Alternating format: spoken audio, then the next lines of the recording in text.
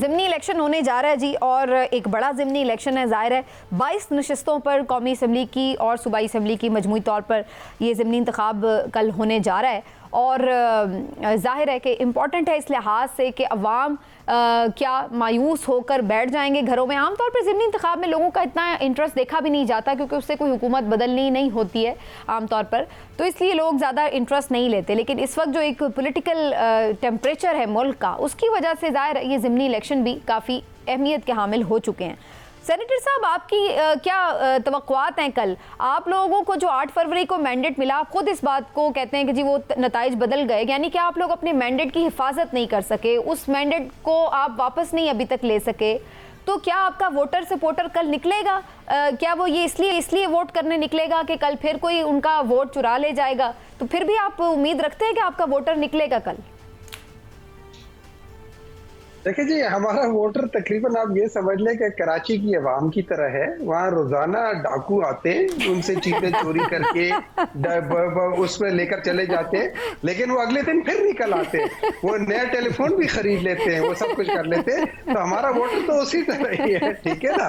तो ये, लेकिन मैं आपको ऑन अ सीरियस नोट मैं आपको एक बात बताता हूँ। हमारी इत्तला के मुताबिक ये जितने भी जो आरओ थे या जितने भी इस वक्त पोलिंग वो जो स्टाफ था, उनको बुलाया गया है एक जगह पे, खास आरओस को, ठीक है, और फिर उनको कहा गया एक सादा फॉर्म्स के ऊपर आप दस्तखत कर लो।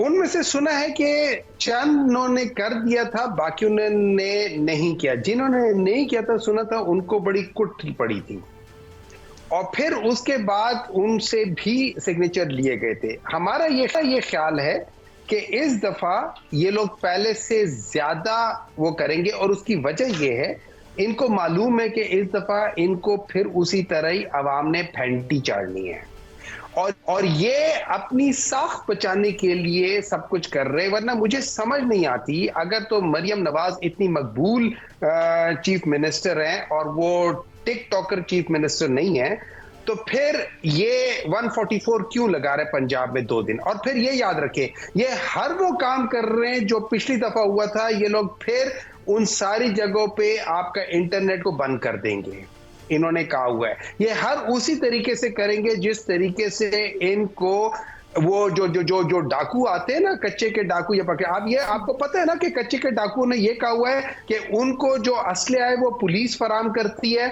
इसी तरीके से ये जो कच्चे के डाकू हैं, ठीक है, गुजरी है ना, उसी तरीके से इन लोगों को भी असला ही कोई प्रोवाइड करता है। ये उसी तरीके से कच्चे के डाकू है, इनको भी असला और वो सारी चीजें प्रोवाइड करते हैं, और ये फिर उसी तरीके से यूज कर रहे हैं। अब ये बताएं सर, कितनी सीटें जीतनी आपने? ये तो प्रिडिक्शन कर जाए हमारे शो में, आप कितनी सीटें जीते? ये सारे मसले अपनी जगह, अब आपने सीटें कितनी जीती? देखिए, मुझे एक बात बताएं, अगर सच मानो में जितने भी कमिश्नर्स हैं ना, वो आके अपना बयान हल्फी सही मानों में दे देना, तो आपको वाकई पता चल जाएगा कि पीएमएलएन की 17 सीटें थी, पीपल्स पार्टी की 25 सीटें थी, और मैं तो आपसे कल के इलेक्शन क्या पूछ रही हूँ। चलिए, मैं जरा इस पे इंटरेस्टिंग है ये सारी डिबेट। मैंने क्या करना है, डिपेंड करता है। अच्छा, लेट मी रिप्रेजेंट। डिपेंड करता है कि डाकू कितनी सीटें छीन सकते हैं, वरना तो सारी हमारी है। अच्छा, ठीक है, क्लीन स्वीप करेंगे जी आप। लेकिन इमरान साहब, ये बातें हम बहुत सारे लोग पीटीआई पे तनकीद भी करते हैं कि हर इलेक्शन में, हर मौके पे कोई किसी चीज़ को ये मानते नहीं है जी, कमेटी कमीशन बना दो, नहीं मानते, रिपोर्ट आ जाए नहीं मानते, फिर इलेक्शन हो जाए नताइज नहीं मानते, तो बस मैं ना मानू वाली सियासत करती है पीटीआई। लेकिन ये अपनी जगह 8 फरवरी को हमने ये देखा कि जो मोबाइल फ़ोन इंटरनेट बंद किया गया, उस पर इंटरनेशनल जो ऑब्जर्वर्स थे उन्होंने भी इस बात पे कहा कि इससे शफाफियत मुतासिर हुई। यही हरकत फिर पंजाब में ये लोग करने जा रहे हैं, इसकी क्या वजह है? 144 दफ़ा कौन लगाता है? जब इलेक्शन अनाउंस हुआ हो, सबको पता है सबने कैंपेन करनी है, क्यों लगाई गई है? और ये फिर अभी से इस तरह की जो शिकायत का सिलसिला कि जी आरओज़ को मैनेज किया जा रहा है, ये इलेक्शन होने से पहले ही इस तरह की चीज़ें तो खुद शकूक व शुबहात को जन्म देने के मुतरादिफ हैं। मीना, पहली बात तो ये है कि पाकिस्तान की हिस्ट्री में आज तक कोई ज़िमनी इलेक्शन ऐसे नहीं हुए जिसमें ये तमाम इल्ज़ामात अपोजिशन की तरफ से हुकूमत पे ना लगाए जाते हैं, हमेशा। दूसरी बात यह है कि जहाँ तक इंटरनेट और मोबाइल बंद करने की बात है, मैं ख़ुद ज़ाती तौर पे ये समझता हूँ कि किसी तौर भी ये बंद नहीं होने चाहिए। लेकिन हुकूमत से अगर आप पूछेंगे, सरकारी इदारों से पूछेंगे, तो वो कहते हैं कि इससे सिक्योरिटी की बिना पे हमें ख़तरा है जी दहशत गर्दी का, इसलिए ये बंद कर दी जाते हैं। पता नहीं वो दहशत गर्दी सिर्फ इलेक्शन वाले हल्कों में ही होती है, क्या होती है, अल्लाह माफ़ करे। लेकिन मैं आपको एक ख़बर ज़रूर दे दूँ, हमारे वाकफान हाल के मुताबिक, पंजाब की मैं बात कर रहा हूँ, पंजाब के 3 बड़ों का इजलास हुआ है।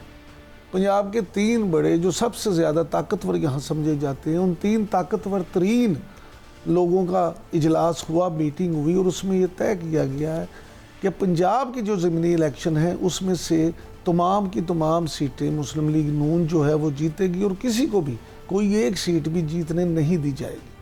अब ये आप देख लें कि कल वो इसमें किस हद तक फैसला था या असेसमेंट किस नहीं ना, असेसमेंट नहीं थी, असेसमेंट नहीं थी। क्योंकि मैं तो जो उनके जो प्रो सहाफ़ी समझे जाते हैं, मैं तो उनको फॉलो कर रही हूँ, वो तक हमें ये तज्जिए देते नजर आ रहे हैं कि कोई नजर नहीं आ रहा है। PMLN ने तो कैंपेन तक नहीं की। देखिए, मैं आपसे गुजारिश ये कर रहा हूँ कि अब कैंपेन करने की जरूरत क्या है। वो ये समझते हैं कि वो ये समझते हैं कि अगर वो मैनेज कर लेंगे इलेक्शन डे तो शायद वो सारी सीटें जीत जाएंगे। अब मैं ये नहीं कह रहा कि वो सारी सीटें जीतेंगे, मैं ये समझता हूँ हो सकता है वो एक सीट भी ना जीते, लेकिन खबर आपने देनी है। खबर ये है कि जो उन्होंने एक स्ट्रेटजी बनाई है, अब वो उसमें किस हद तक कामयाब होते हैं ये कल पता चल जाएगा। ठीक है चौधरी साहब, आप क्या देख रहे हैं जी, कल क्या होने जा रहा है? ये क्यों बंद किए जा रहे फोन शोन, और कुछ मिलेगा PTI को या फिर वही रिपीट टेलीकास्ट होगा 8 फरवरी का?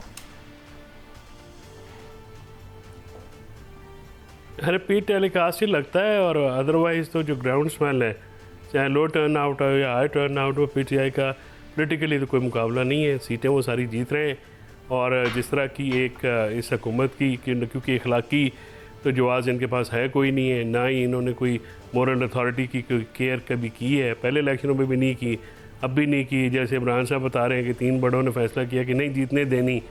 बात यह है कि इलेक्शन कमीशन सोया हुआ है। इलेक्शन कमीशन जो है वो अपनी रिस्पॉन्सिबिलिटीज आइन के मुताबिक नहीं वो चेक कर ले उन 3 बड़ों में कहीं उनका भी बंदा ना हो। 3 बड़ों में से एक है, चॉइस वो इलेक्शन 3 बड़ों में से एक है। चॉइस वो इलेक्शन कमीशन तो पाड़े ने।